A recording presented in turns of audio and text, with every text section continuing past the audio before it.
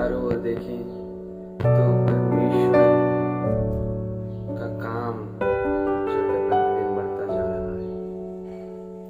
उसी रीति से शैतान भी आज तरह तरह से लोगों को नष्ट करने का उपाय सोच रहा है, परंतु उसकी लाख कोशिशों के बावजूद भी शैतान लोगों के जीवन में प्रबल नहीं हो पाता है। परंतु बहुत सारे लोग हैं जो परमेश्वर को वचन को नहीं जान करके अपने जीवन को नाश की ओर लेकर के जा रहे हैं। मेरे प्रियो, आज मेरा जो टॉपिक है वो है डर। इस वचन में जाएं इससे पहले हम एक कहानी को सुनेंगे। एक शहर था और उसमें एक व्यक्ति था जिसे सजा हुई थी कि उसे फांसी की सजा। कुछ टाइम बाद उस व्यक्ति को फांसी होना था मेरे प्रियो, और कुछ जब फांसी था उसके कुछ दिन पहले उस व्यक्ति को फांसी की बजाय सांप के जहर से मारा जाए यह फरमान जारी किया गया। और मेरे प्रिय लोगों, जब वो दिन निकट आया, कल उसको फांसी देनी थी और रात उसको पता चला कि मुझे फांसी से नहीं परंतु सांप के डसने से, उसके जहर से मेरी मृत्यु होगी। ये जानकर मेरे प्रिय लोगों, वह व्यक्ति पूरी रात भर सोचता रहा कि मेरी मृत्यु सांप के काटने से होगी, सांप के जहर से होगी। इसी तरह वो सोचता रहा और सुबह हुई और जब उसे ले जाया गया, उसे मारने के लिए, उसे फांसी माने जहर से मारने के लिए जब ले जाया गया, तो व्यक्ति की आंखों में पट्टी बांधी गई। उसके बाद एक सुई चुभोई गई और जैसे वो जो सुई चुभोई गई उसके शरीर में, वो व्यक्ति जो है वही तड़प तड़प कर मर गया। वो मामूली से सुई जब उसके शरीर में चुभाया गया तो व्यक्ति क्या किया, तड़प तड़प के मर गया। मेरी कहानी के बताने का एक ही मकसद है कि जब हमारे जीवन में कोई भी चीजों के प्रति डर इतना समा जाता है कि हमारी मृत्यु तक हो सकती है। मेरे प्रिय लोगों, डर एक ऐसा चीज है ना, लोगों के शरीर को नुकसान पहुंचाता है। आज व्यक्ति डरता है अपने शरीर को लेकर के, आज व्यक्ति डरता है अपने भविष्य को लेकर के, आज व्यक्ति डरता है अपने आने वाले बातों को लेकर के। मेरे प्रिय लोगों, परमेश्वर का वचन सच्चा है और वह निरंतर अपने लोगों को हिम्मत, ताकत प्रदान करता है, डर से आजादी देता है।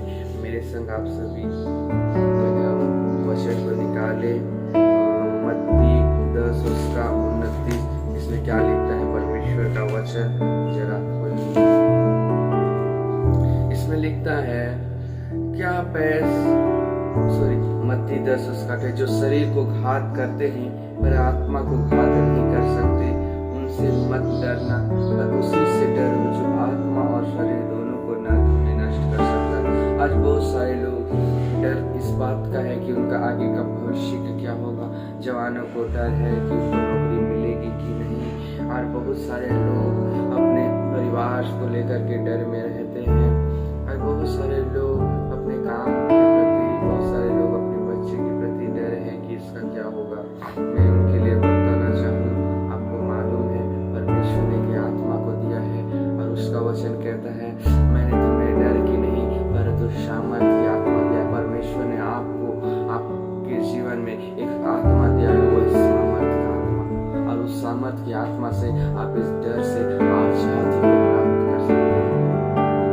यदि जब आपके जीवन में डर आए कि आगे मेरा क्या होगा, आगे मेरे परिवार का क्या होगा, आगे मेरे बच्चे का क्या होगा, आगे मेरे पति पत्नी का क्या होगा, मेरे प्रिय लोगों, उस समय परमेश्वर के वचन को याद करें, बोले और डिक्लेयर करें अपने जीवन के लिए कि परमेश्वर ने मुझे डर की नहीं परंतु सामर्थ की आत्मा को दिया है।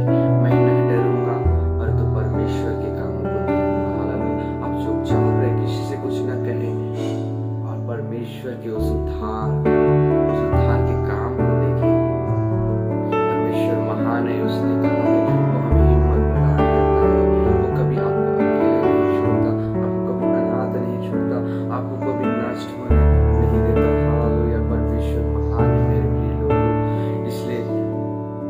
वो हमें हमेशा ताकत प्रदान करता है। मेरे प्रियो, भजन संहिता 34 उसका 4 और 5 में जब देखते हैं, मैं यहोवा के, दाऊद अपने कहता है अपने वचन में, मैं यहोवा के पास गया और उसने मेरी सुन ली और मुझे पूरी रीति से निर्भय किया है। हालेलुया। जब दाऊद यहोवा, जब भी कोई विपत्ति में पड़ता था, जब उसके जीवन में परमेश्वर के निकट वो जाता था, कहता है मैं जब यहोवा के पास गया। आप जब यहोवा के पास जाते हैं तो आपको जो भी तकलीफ है, परेशानी है, यीशु मसीह के सामर्थ्य नाम से जब यहोवा के पास आप जाते हैं, परमेश्वर के पास जब जाते हैं तो सारी चीजें दूर हो जाती है, क्योंकि हमारा परमेश्वर ऐसा है जो हर एक बातों को सुनता है। और आगे कहता है, और मुझे पूरी रीति से निर्भय किया। जब उस हमारे जीवन में डर आता है तो हम किसके पास जाते हैं? हम लोगों को पता है कि इससे कोई मतलब नहीं देगा। हम परमेश्वर के निकट में ताकि परमेश्वर जो है हमें पूरी रीति से आजादी को दे, पूरी रीति से हमें डर से निर्भय हमें आजादी को दे। कहता है मैं पूरी रीति से मुझे निर्भय किया है। मेरे प्रिय, जब हम परमेश्वर के निकट जाते हैं, परमेश्वर हमारे जीवन की जो भी तकलीफ है उसे दूर करता है। जिन्होंने उसकी ओर दृष्टि की उसका मुंह कभी काला न होने पाया। हालेलुया।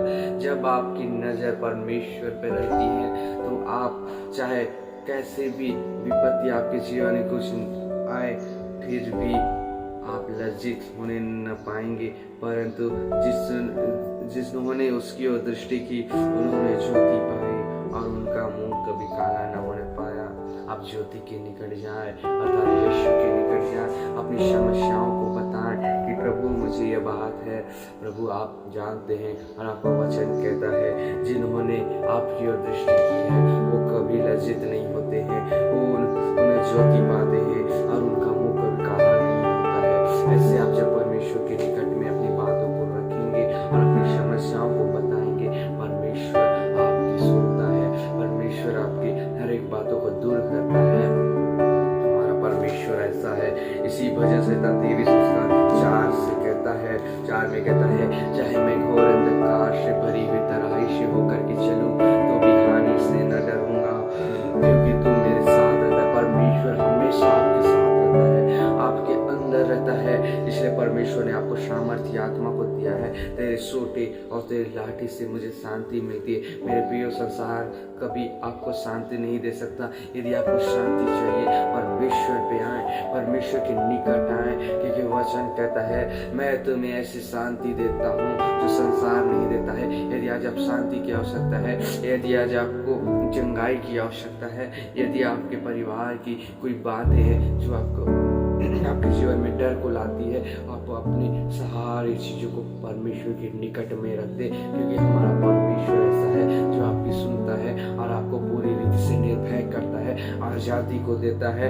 यदि आपके जीवन में अशांति है, मैं इस समय डिक्लेयर करता हूँ जिसके जीवन में आज अशांति काम कर रहा है, यीशु प्रभु के नाम से अशांति निकल जाए। जिसके जीवन में आज डर काम कर रहा है, यीशु के प्रभु के सामर्थ्य नाम से हट जाए, निकल जाए, क्योंकि परमेश्वर ने हमें डरने की नहीं परंतु सामर्थ्य आत्मा दिया है।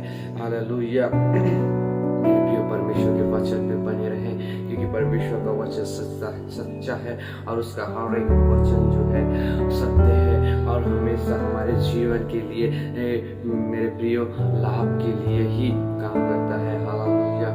परमेश्वर महान है, उसके निकट में